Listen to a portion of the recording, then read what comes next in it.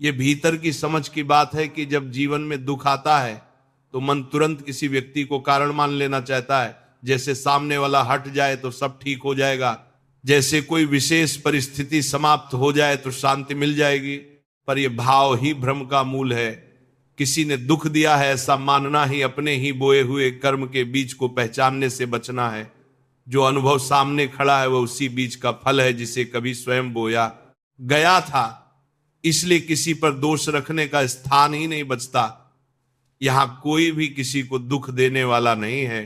कर्म अपने समय पर अपना रूप लेकर सामने आता है। कभी वह किसी व्यक्ति के माध्यम से आता है, कभी किसी घटना के रूप में उतरता है, कभी शरीर में रोग बनकर प्रकट होता है।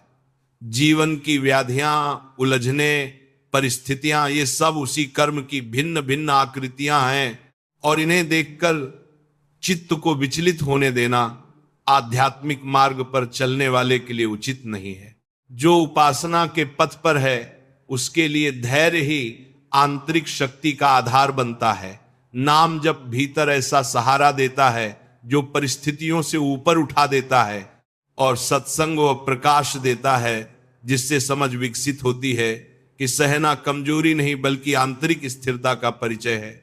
जब भीतर यह स्थिरता आती है तो बड़े से बड़ा दुख भी सहन के पार जाकर एक शांति का द्वार खोलने लगता है। विषयों में उलझा हुआ मन ऐसा नहीं कर पाता। संसार में डूबा हुआ चित्त टूट जाता है, पर उपासना से जुड़ा हुआ मन उसी परिस्थिति में स्थिर रह सकता है।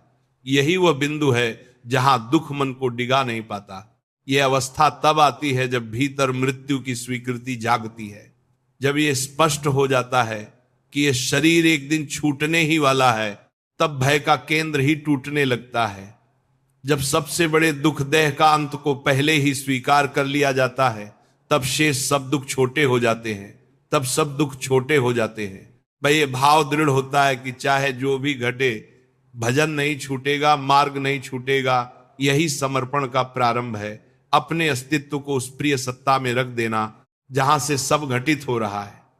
जब ये भाव दृढ़ होता है कि जो कुछ भी हो रहा है वही प्रिय की इच्छा है, तब दुख का आधार ही समाप्त होने लगता है। जीवन में इन बातों को कहना सरल है, सुनना भी सरल है, पर जब परिस्थिति सामने खड़ी होती है तब स्वयं को बचा लेना ही वास्तविक साधना की पहचान बनता है। अनुकूलता में कृतज्ञता सहज हो जाती है, पर प्रतिकूलता में भी वही भाव उठे, यही भीतर की परिपक्वता है। प्रियजन का आगमन हो तो भी कृपा का अनुभव, और प्रिय शरीर रोग से घिर जाए तब भी वही कृपा का अनुभव। यह तभी संभव है जब अस्तित्व देह में नहीं बल्कि उस शाश्वत में टिका हो। जो नश्वर है उसका नाश निश्चित है, और जो अविनाशी है उसका नाश संभव ही नहीं। जब यह समझ स्थिर होती है कि वास्तविक स्वरूप नष्ट होने वाला नहीं है, तब दुख की पकड़ ढीली पड़ने लगती है। तभी भीतर यह स्वर उठता है कि न कभी वास्तव में रोगी था न कभी दुखी था, क्योंकि मूल स्वरूप तो आनंद का ही अंश है। पर इस सत्य में ठहरने का समय बहुत कम मिलता है। अधिकांश समय देह के भाव में ही बीत जाता है। इसी कारण सुख दुख, निंदा स्तुति, मान अपमान, भय और चिंता बार बार मन को झकझोरते रहते हैं। भीतर का अपना ही जन जैसे पुकारता है कि इस संसार में नाम, यश और प्रतिष्ठा की जो लालसा है वह एक ऐसा जाल है जिसमें फंसकर आत्मा बार बार भटकती रहती है। ये चाह कि लोग पहचाने, सराहें, सम्मान दें, साधना की अग्नि को भी बुझा देती है। कितने ही लोग बाहरी आसक्तियों पर विजय पा लेते हैं, पर मान और यश की खाई में गिर जाते हैं। यह सूक्ष्म मोह इतना गहरा होता है कि बड़ी तपस्याएं भी इसकी भेंट चढ़ जाती हैं। प्रशंसा का स्वाद यदि भीतर बैठ गया तो भगवान की ओर बढ़ने की पात्रता कमजोर पड़ जाती है, क्योंकि चित्त बाहर टिकने लगता है। जब यह समझ जागती है कि संसार की पहचान पाने की चाह छोड़कर उस परम को पाने की दिशा में चलना ही जीवन का वास्तविक लाभ है, तब मन धीरे धीरे उसी ओर मुड़ने लगता है। तब मान और प्रतिष्ठा की चाह कम होने लगती है और भीतर एक ऐसा दैन्य आता है जिसमें सम्मान विष जैसा लगता है और अपमान अमृत जैसा, क्योंकि अपमान देहाभिमान को ढीला करता है और शरणागति को गहरा बनाता है। यहीं से प्रेम का मार्ग खुलता है, क्योंकि देहाभिमान ही प्रेम में सबसे बड़ा अवरोध है। जब मनुष्य इस भाव में स्थिर होने लगता है कि सामने जो भी है उसी में वही प्रिय सत्ता कार्य कर रही है, तब उसकी दृष्टि बदल जाती है। तब संसार की वस्तुओं से मिलने वाला सुख खोजने की आवश्यकता नहीं रहती, क्योंकि जब वह मूल सत्ता ही प्राप्त हो जाए जिसने अनंत जगत की रचना एक संकल्प से कर दी, तब कमी का भाव स्वतः समाप्त हो जाता है। कामनाएं धीरे धीरे शांत होने लगती हैं, क्योंकि कामना में सुख खोजते हुए ही दुख का अनुभव होता रहा है। निष्कामता का जो शांति रस है वही आध्यात्मिक पथ का वास्तविक फल है, और वहीं से आगे का मार्ग खुलता है। जब यह स्पष्ट होने लगता है कि बाहरी धर्मों का पालन केवल देह और समाज के स्तर तक सीमित है, तब भीतर एक गहरी खोज उठती है कि वो कौन सा धर्म है जो वास्तव में जीवन को परम अर्थ तक पहुंचा देता है। संसार में जो भूमिकाएं निभाई जा रही हैं, किसी के पुत्र, किसी के पति, किसी के पिता, किसी के मित्र, इन सबका निर्वाह आवश्यक है, पर यदि इन सबके पीछे उस परम के प्रति प्रेम न जागे तो ये सब केवल एक चक्र बनकर रह जाता है। बार बार वही संबंध, वही आरंभ, वही अंत, और फिर कुछ भी स्थायी हाथ नहीं आता। इसलिए बाहरी कर्तव्यों का पालन करते हुए भी यदि मन उस परम प्रेम की ओर नहीं मुड़ा तो जीवन का वास्तविक उद्देश्य अधूरा रह जाता है। जब यह समझ परिपक्व होती है कि हर संबंध में उसी प्रिय की झलक है, तब दृष्टि बदलने लगती है। पति में, पत्नी में, माता पिता में, पुत्र में, सब में उसी का भाव रखने से मोह की जगह भक्ति जन्म लेती है। तब संबंध बंधन नहीं रहते, सेवा बन जाते हैं। यही परिवर्तन जीवन को साधारण गृहस्थी से उठाकर एक पवित्र साधना में बदल देता है। घर केवल ईंट पत्थर का ढांचा नहीं रहता, वो एक ऐसा स्थान बन जाता है जहां उस प्रिय की उपस्थिति का अनुभव हो सकता है। जब भीतर यह भाव बैठता है कि सब कुछ उसी का है और स्वयं केवल सेवक हैं, तब स्वामित्व की भावना ढीली पड़ने लगती है। रसोई में बना अन्न भी पहले उसी को समर्पित होता है और जीवन का हर कार्य उसी की सेवा बन जाता है। यही एक सूक्ष्म भ्रम भी टूटता है। कभी कभी ऐसा प्रतीत होता है कि जो धर्म के मार्ग पर चल रहे हैं उन्हें दुख अधिक मिलता है, और जो पाप में लिप्त है वे उन्नति करते दिखते हैं। पर ये केवल कर्मों के समय का खेल है। जो आज धर्म कर रहा है वह पुराने पापों का फल भोग रहा है, और जो पाप कर रहा है वह पुराने पुण्य के सहारे टिक रहा है। जैसे ही पुराने फल समाप्त होते हैं, वर्तमान कर्म अपना प्रभाव दिखाते हैं। इस आंतरिक रहस्य को समझ लेने से भ्रम मिटता है और मार्ग में स्थिरता आती है। घर के प्रति भी यदि आसक्ति गहरी हो जाए तो वही बंधन बन जाती है। मेहनत से बनाए गए घर में यदि स्वामित्व का भाव बैठ जाए तो चित्त उसी में अटक जाता है, जबकि यह स्पष्ट है कि शरीर के साथ कुछ भी साथ नहीं जाता। जब यह भाव दृढ़ हो जाता है कि घर भी उसी का है और स्वयं केवल उसके सेवक हैं, तब ममता का बोझ हल्का हो जाता है। तब जीवन सहज बनता है। धर्म पूर्वक अर्जन, परिवार की सेवा और नाम का स्मरण, यही जीवन का संतुलन बन जाता है। फिर दृष्टि शरीर की ओर मुड़ती है। जिस देह को इतना अपना माना गया उसी ने नीना नाना निरंतर परिवर्तन दिखाया। बचपन गया, युवावस्था गई और धीरे धीरे क्षय का क्रम चलता रहा। यह स्पष्ट है कि यह टिकने वाला नहीं है। यदि इसका उपयोग भजन में न हुआ तो यह केवल क्लेश का कारण बनता है।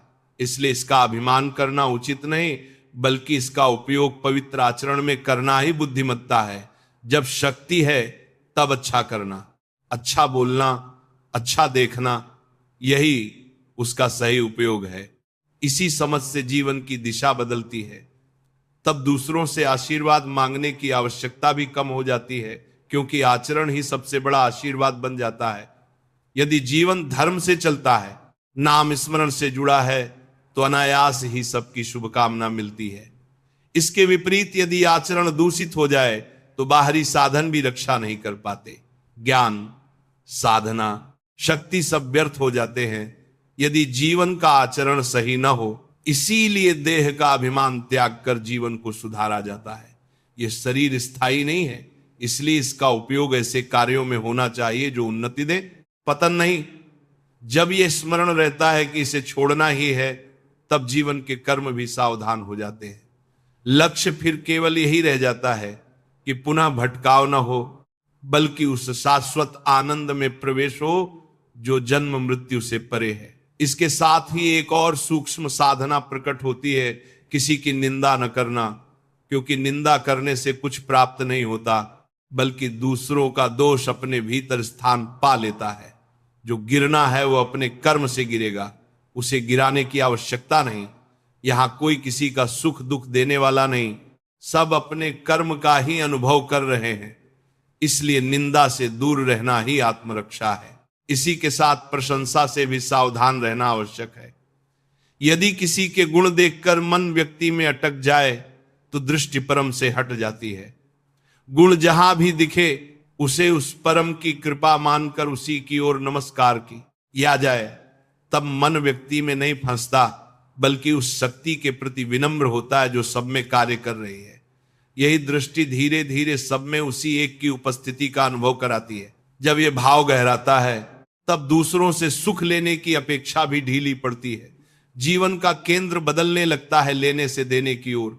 सुख लेने की चाह ही अधिकांश भूलों का कारण बनती रही है और वही बंधन का मूल भी है।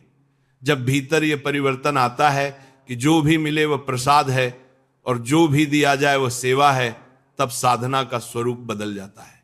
यहीं से आगे का मार्ग खुलता है, जहां जीवन का केंद्र सुख पाने में नहीं बल्कि सुख देने में स्थिर होने लगता है। और इसी परिवर्तन से चित्त की शुद्धि प्रारंभ होती है।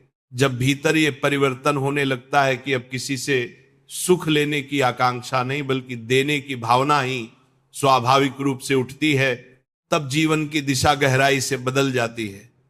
पहले जहां मिलना जुलना भी किसी अदृश्य अपेक्षा से भरा रहता था, अब वही मिलन एक अवसर बन जाता है जिसमें हृदय दूसरों के लिए सहज मंगल भाव रखता है। यही अंतर संसार के पथ और साधना के पथ को अलग करता है। संसार में मिलने का आधार अक्सर कुछ पाने की चाह होती है, पर साधना में मिलने का आधार कुछ देने का भाव बन जाता है। इसी से चित्त हल्का होने लगता है, क्योंकि लेने की इच्छा ही भीतर भार बनाती है। सुख लेने की प्रवृत्ति ही धीरे धीरे अनेक विकारों का द्वार खोलती रही है। जहां कहीं भी भूल हुई वहां किसी न किसी रूप में सुख पाने की चाह छिपी रही। यही चाह जब बढ़ती है तो मन को असंतुलित करती है, और असंतुलन से क्रोध, लोभ, ईर्ष्या, आसक्ति जैसे भाव जन्म लेते हैं। जब मन किसी व्यक्ति या वस्तु को सुख का स्रोत मान लेता है, तब उसी से बंधन पैदा होता है। बंधन बढ़ता है तो अपेक्षा बढ़ती है, अपेक्षा टूटती है तो पीड़ा जन्म लेती है। इस पूरे चक्र का मूल वही सूक्ष्म चाह है जो सुख को बाहर खोजती रही। धीरे धीरे यह समझ परिपक्व होती है कि जो कुछ भी प्राप्त हो रहा है वह प्रसाद है और जो कुछ भी देना है वह सेवा है। तब जीवन की दिशा पलट जाती है। सुख की तलाश के स्थान पर हृदय का स्वभाव ही दूसरों के हित की ओर मुड़ने लगता है। यह परिवर्तन किसी बाहरी प्रयास से नहीं बल्कि भीतर की दृष्टि बदलने से आता है। जब सब में उसी एक की उपस्थिति अनुभव होने लगती है, तब स्वार्थ की जगह सहज करुणा जन्म लेती है। यहीं से एक और सूक्ष्म बंधन टूटता है, तुलना का। जब निंदा और स्तुति दोनों से दूरी बनती है, तब मन दूसरों के दोष या गुण में उलझना छोड़ देता है। तब सामने जो भी है उसी में उसी की झलक दिखने लगती है। न किसी के दोष से चित्त विचलित होता है, न किसी के गुण से आकर्षण पैदा होता है। दोनों ही स्थितियों में मन उसी मूल सत्ता की ओर झुका रहता है जो सब में कार्य कर रही है। जब यह भाव स्थिर होने लगता है, तब जीवन का केंद्र भीतर टिकने लगता है। बाहरी परिस्थितियां आती जाती रहती हैं, पर मन की दिशा अब उनसे निर्धारित नहीं होती। सुख और दुख दोनों ही अपनी जगह आते हैं, पर चित्त का आधार उनसे परे स्थापित होने लगता है। तब यह अनुभव धीरे धीरे स्पष्ट होता है कि जीवन का उद्देश्य केवल घटनाओं का अनुभव करना नहीं बल्कि उस सत्य को पहचानना है जो इन सबके पीछे स्थिर है। यही स्थिरता साधना का सार बनती है। जब लेने की इच्छा ढीली पड़ती है और देने का भाव प्रकट होता है, जब निंदा और स्तुति दोनों से दूरी बनती है, जब संबंध सेवा में बदलते हैं और देह का अभिमान शिथिल होता है, तब भीतर वह स्थान खुलता है जहां शांति सहज हो जाती है। वहां सुख पाने की आकांक्षा नहीं रहती, क्योंकि स्वयं का स्वरूप ही आनंद से जुड़ने लगता है। इस स्थिति में जीवन का हर क्षण एक अवसर बन जाता है, कुछ पाने का नहीं बल्कि उस परम की उपस्थिति को अनुभव करने का। यही अनुभव धीरे धीरे सब बंधनों को ढीला करता है और साधक को उस मार्ग पर स्थिर करता है जहां से लौटना नहीं होता, केवल गहराई में उतरना होता है। जब यह भाव भीतर स्थिर होने लगता है कि सुख लेना ही बंधन का कारण रहा है, तब उसी के साथ यह समझ भी प्रकट होती है कि दुख से बचने की जो निरंतर चेष्टा रही वही दुख को और गहरा करती रही। जिस दुख को दूर करने के लिए मन भागता रहा वही बार बार लौटकर सामने खड़ा हो जाता है, क्योंकि उसकी जड़ को कभी देखा ही नहीं गया। जब यह स्पष्ट हो जाता है कि दुख किसी बाहरी व्यक्ति, घटना या परिस्थिति का दिया हुआ नहीं बल्कि अपने ही कर्मों का प्रकट रूप है, तब उससे लड़ने का आग्रह धीरे धीरे समाप्त होने लगता है। यहीं से एक नई दृष्टि जन्म लेती है, दुख को हटाने की नहीं, उसे समझने की। जब यह देखा जाता है कि जो कुछ भी घट रहा है वह उसी कर्म का परिणाम है जिसे कभी स्वयं स्वीकार किया गया था, तब भीतर विरोध की जगह स्वीकृति आने लगती है। यह स्वीकृति निष्क्रियता नहीं बल्कि गहरी सजगता है। यह उस परिपक्वता का संकेत है जिसमें मन अब परिस्थितियों से भागता नहीं बल्कि उन्हें साधना का अंग बना लेता है। जब दुख को बाहरी कारणों से जोड़ना बंद होता है तब मन की एक बड़ी उलझन सुलझ जाती है। अब किसी को दोष देने की आवश्यकता नहीं रहती, किसी से शिकायत करने की आवश्यकता नहीं रहती। भीतर ये स्थिरता आती है कि जो कुछ भी है वो अपने ही कर्म का प्रतिफल है और इसी में से आगे बढ़ने का मार्ग भी निकलेगा। यही भाव साधना को गहराई देता है। धीरे धीरे ये अनुभव होने लगता है कि दुख भी उसी प्रकार एक अवसर है जैसे सुख। सुख में चित्त फैलता है, दुख में चित्त भीतर लौटता है।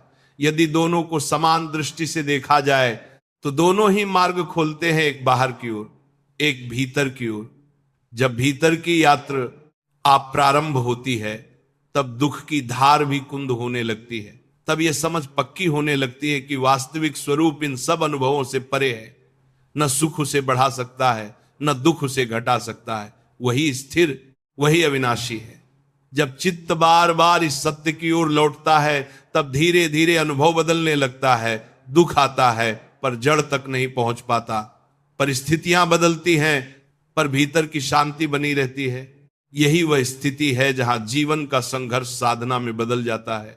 जहां पहले हर घटना प्रतिक्रिया पैदा करती थी, अब वही घटना स्मरण का अवसर बनती है। जहां पहले मन बाहर भागता था, अब वही भीतर लौटने लगता है। और इसी लौटने में वह शांति छिपी है जिसकी खोज बाहर की दुनिया में कभी पूरी नहीं हो पाई।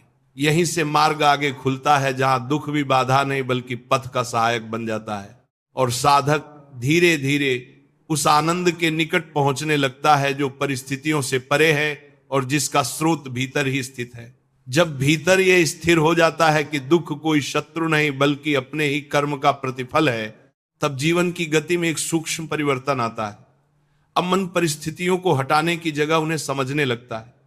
पहले जहां हर पीड़ा से बचने का प्रयास था, अब वही पीड़ा भीतर झांकने का अवसर बनती है। यही वह बिंदु है जहां साधना बाहरी प्रयास से आंतरिक जागरण में बदलती है। धीरे धीरे यह स्पष्ट होने लगता है कि जो कुछ भी नश्वर है उसका क्षय निश्चित है। संबंध, शरीर, परिस्थितियां सब परिवर्तनशील हैं। इन्हें स्थायी मानकर उनसे चिपके रहना ही दुख का कारण बना रहा।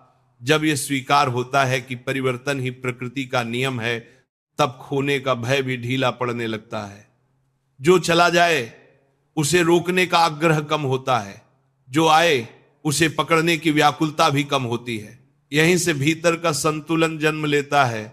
सुख आए तो उसमें डूबना नहीं, दुख आए तो उससे टूटना नहीं, दोनों को समान दृष्टि से देखना, यही वह अभ्यास है जो मन को स्थिर बनाता है। यह स्थिरता कोई कठोरता नहीं बल्कि गहरी कोमलता है जिसमें जीवन को उसके वास्तविक रूप में स्वीकार किया जाता है। इस स्वीकृति से भीतर का भार हल्का होता है, अपेक्षाएं कम होती हैं, शिकायतें घटती हैं। जीवन अब तुलना का विषय नहीं रहता, न किसी से आगे बढ़ने की दौड़, न किसी से पीछे छूटने का भय।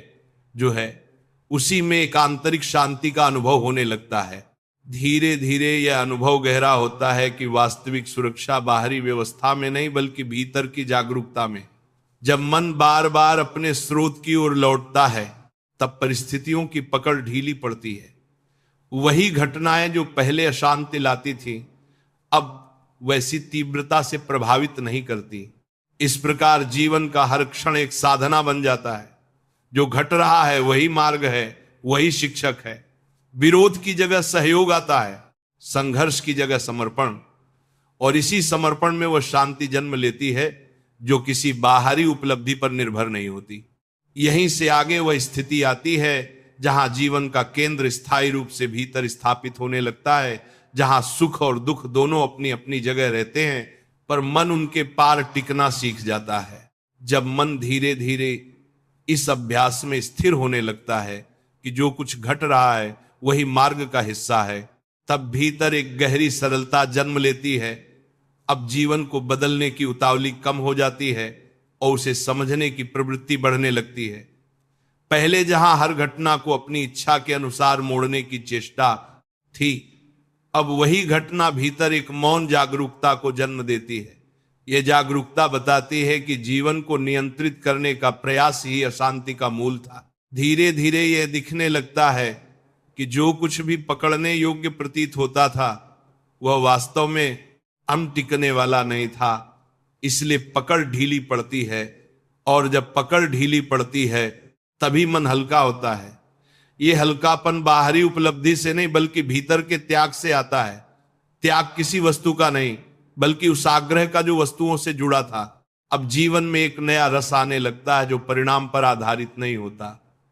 पहले हर कर्म के पीछे कोई अपेक्षा थी, अब वही कर्म अपने आप में पूर्ण लगने लगता है, क्योंकि वह किसी प्राप्ति के लिए नहीं बल्कि आंतरिक संतुलन के लिए होता है।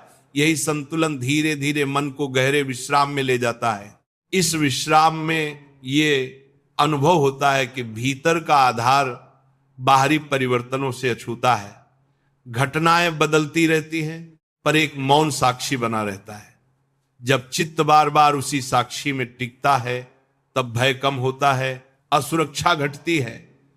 अब भविष्य की चिंता उतनी तीव्र नहीं रहती क्योंकि आधार वर्तमान की सजगता में मिल जाता है। यही सजगता जीवन को सहज बना देती है। अब संघर्ष कम होता है, प्रतिक्रिया कम होती है, परिस्थितियां अपना काम करती रहती हैं, पर भीतर एक स्थिरता बनी रहती है। इस स्थिरता में ही शांति का बीज है। धीरे धीरे यह शांति फैलती है और जीवन के हर क्षेत्र को स्पर्श करने लगती है। संबंधों में सहजता आती है, कर्म में सरलता आती है और विचारों में स्पष्टता आती है। यह सब किसी बाहरी उपलब्धि का परिणाम नहीं बल्कि भीतर के दृष्टिकोण के परिवर्तन का फल है। जब यह परिवर्तन परिपक्व होता है तब जीवन अपने आप एक साधना बन जाता है। बिना किसी अतिरिक्त प्रयास के जो भी किया जाता है वही मार्ग बन जाता है, और इसी में वह गहराई है जहां से स्थायी संतुलन जन्म लेता है।